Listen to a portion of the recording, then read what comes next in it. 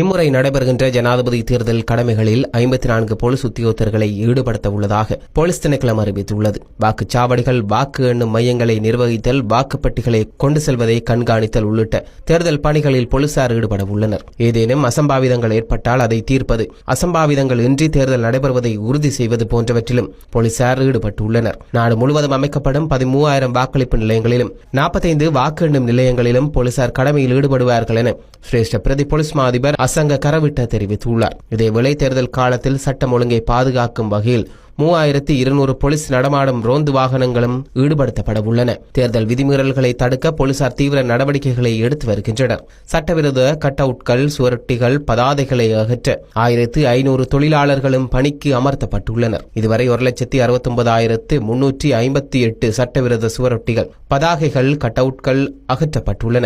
இதேவேளை 61,062 சுவரொட்டிகள், 512 பதாதைகள், 792 cut அவுட்கள் police காவலில் எடுக்கப்பட்டுள்ளது சிரேஷ்ட பிரதி போலீஸ் மா அதிபர் அசங்க கரவிட்ட தெரிவித்தார். நாடு முழுவதிலும் உள்ள 607 போலீஸ் நிலையங்களில் தேர்தல் கடமைகளுக்காகவும் தேர்தல் தொடர்பான முறைப்பாடுகளை விசாரிப்பதற்காகவும் தலா 3 போலீஸ் உத்தியோகத்தர்கள் நியமிக்கப்பட்டுள்ளனர். ஜனாதிபதி வேட்பாளர்களின் பாதுகாப்புக்காக 260க்கும் மேற்பட்ட போலீசார் நியமிக்கப்பட்டுள்ளனர். 250க்கும் மேற்பட்ட தேர்தல் பேரணிகள், வாக்குச்சீட்டுகள் அச்சிடப்படும் வளாகங்களில் பாதுகாப்புக்காக போலீசார் ஈடுபடுத்த